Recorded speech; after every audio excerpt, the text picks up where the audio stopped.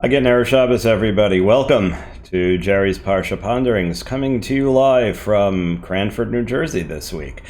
We're going to discuss Parshat Vayera. Now, there is so much to speak about in Parshat Vayera, it just boggles the mind how much material there is. The whole Hagar and Yishmael thing, the three angels, the third day of the bris, and of course the Akedah. There's just an enormous amount of material. But like I've said on previous videos, I'm trying to keep these things shorter than I've been doing them. So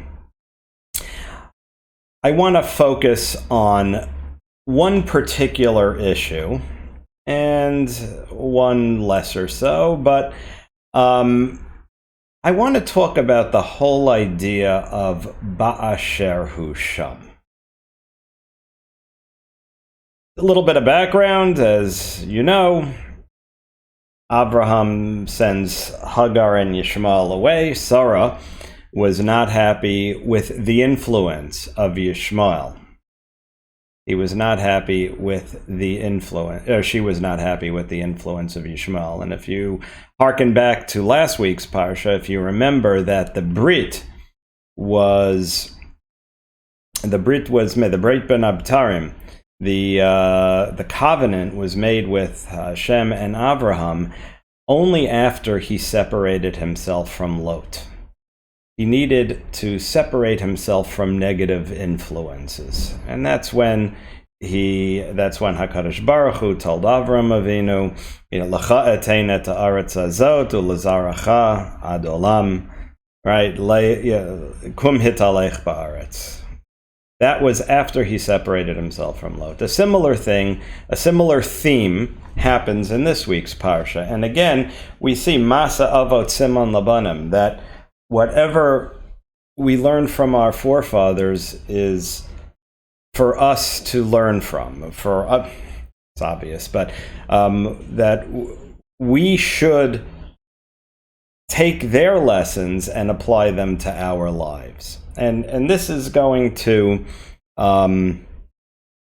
manifest itself in many different ways. But Sarah tells Abraham, Ki lo yirash ben ha'ama hazot im b'niyim Yitzchak. This handmaid's child will not inherit along with my child Yitzchak. He was quote-unquote misachek, whatever that means. She saw that he was being frivolous. People say it was much worse than just, going to a bowl game or bowling. He was doing inappropriate activities. And she tells Abraham, no, we can't have this.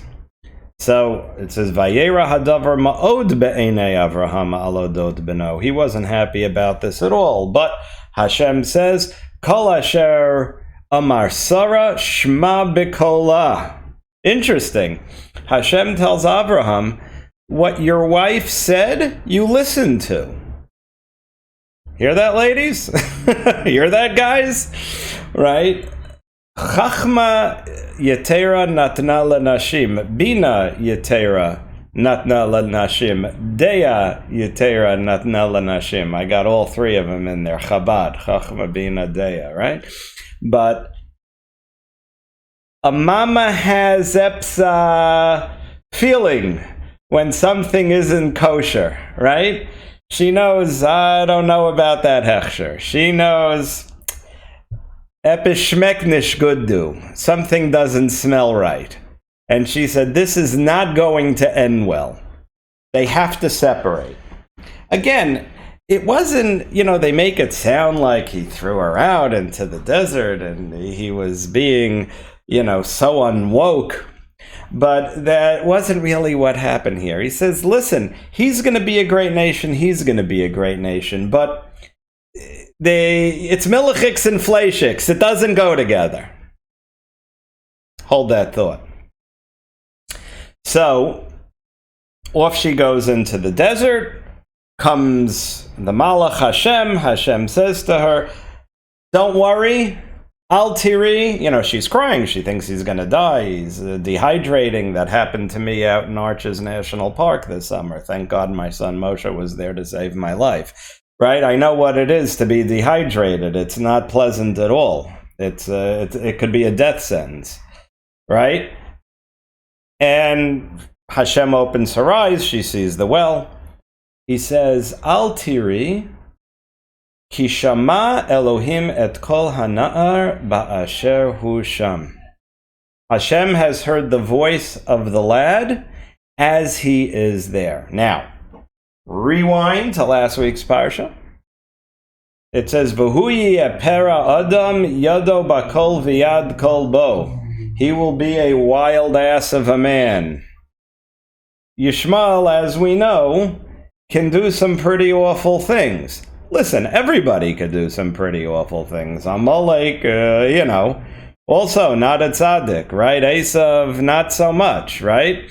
But et kol hanar ba'asher hu sham, as he was at that time, right? Hashem said, don't worry. We're going to take care of this. Now, I believe this is a lesson for all parents. Hashem hears the cry of the child as they are right now. Everybody today, most people, have with their kids not exactly what they expected. Right? This one goes this way, that one goes that way. I have, Baruch Hashem, 6 wonderful children. They are all wonderful in their own right, but they're all different. Right? We are being told, just as HaKadosh Baruch Hu accepted Yishmael, of all people, the father of the Arab nation, and Hashem, if you remember from a few weeks ago when we were talking about creation, Hashem exists independent of space and time. Hashem knows everything. God knows everything that Yishmael would eventually do. He knew about 9/11, and he knew about this suicide bombing and that suicide bombing, and he knew about the Taliban, and he knows about Afghanistan, and Ba'asher hu sham. Yes, children can go in all sorts of different directions. But just as Hashem, just as HaKadosh Baruch Hu loved Yishmael unconditionally, as he was,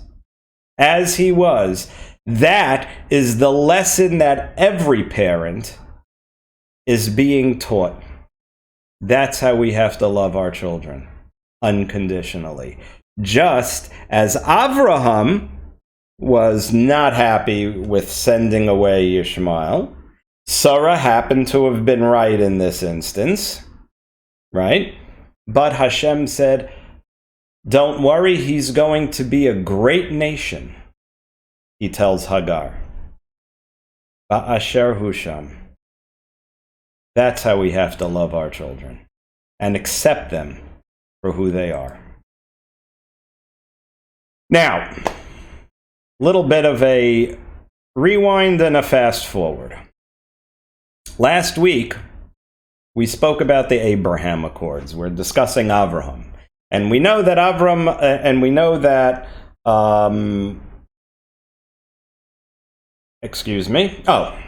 see, that happens when you get to be 57.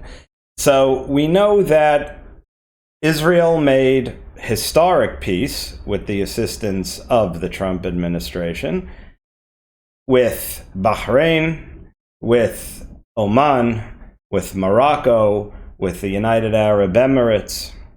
Hopefully more and more will come on board to make peace with us.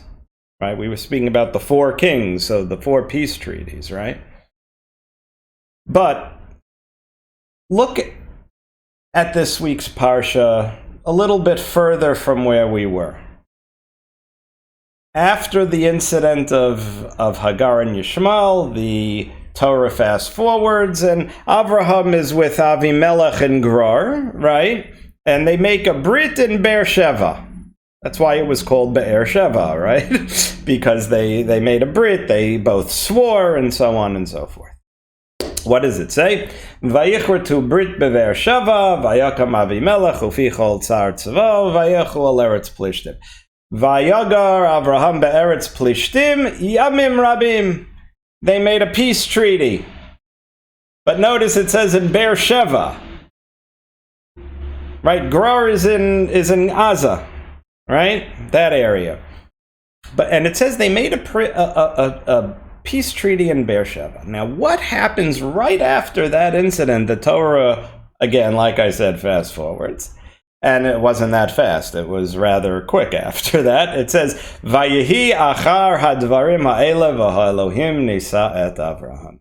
And we know when the Torah says, Vayehi achar hadvarim ha'ele, that what's going to be coming is not going to be good for the protagonist. In this case, Avraham is told to bring his son as a sacrifice. Never told him to kill him, chas v'shalom.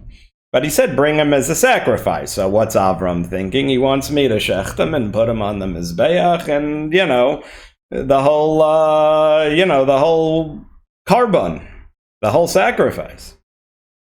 Not an easy thing for somebody to do, especially Avram Avinu, who had his only son Yitzchak from Sarah. And so he had to go through this challenge. So let's back up again and look at the text. Vayehi achar hadvarim ha'ela. The vav hachibur, meaning that what's about to happen is related to what just happened, and we know that it's a lashon of Paranius. It's a lashon of something very difficult.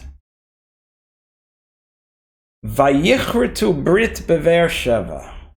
Avraham made a brit with Avimelech, the melech of Gerar, Gaza, the Plishtim. He made peace with the Plishtim. No. What did we just learn from Yishmael? What did we learn from Lot? We make peace when? When there are defined borders. The UAE, Oman, Morocco, Bahrain, even Jordan. A little bit more difficult, right? But Egypt, we have defined borders. Inside of Eretz Yisrael, oh, no. That's not yours to make peace treaties with, excuse me. That was given by HaKadosh Baruch Hu to Avraham and his descendants. Not to Hamas and not to the PA. That is Admat Kodesh.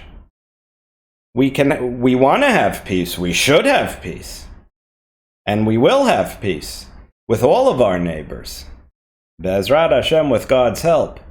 But within the land of Israel, that's not ours to play with. That was given to us as an inheritance from HaKadosh Baruch Hu. You don't give away what God gives you. And we see that Avram had to go through this terrible challenge. Baruch Hashem, he came out with, flying colors. But he had to go through a very terrible challenge because he made a mistake. Avram Avinu made mistakes. We're all people. Humans are imperfect. Humankind is imperfect. We're supposed to make mistakes and learn from them. But we see even our greatest leaders, Avram, Sarah not so much. I mean, she got it right. They say Sarah was an even greater prophetess than Avraham was a prophet. See, the imahot knew, a mama feels, like I said. That's why women are capable of giving birth. They create life like Hashem. That's why men have more restrictions and more, you say commandments, mitzvah, whatever it is, but women are more connected to the force because they like the Force, create and give life. We see that Sarah knew. But people make mistakes, and we're not perfect. And when we have challenges, we have to know that that is for our personal growth. Shabbat hi makar habracha, Rabosai. Shabbos is the ultimate gift that Hashem gave us. It says in the Gemara, I have a great treasure in my treasure chest, and Shabbos is its name. Shabbat. Given also to Am Yisrael from HaKadosh Baruch Hu. Just like Eretz Yisrael, we don't give away what Hashem gives us. Don't give away the Shabbos. You have the Shabbos. What a wonderful gift. Enjoy, don't roll. Listen to Walter. Make it an absolutely wonderful Shabbos. This is a great Parsha. Spend some time on it at the table. Talk to your kids about these ideas. They're fantastic ideas. Join us back here next week, Be'ezrat Hashem. Make it a wonderful weekend. Make it a wonderful Shabbos. Shabbat Shalom. Thank you for joining.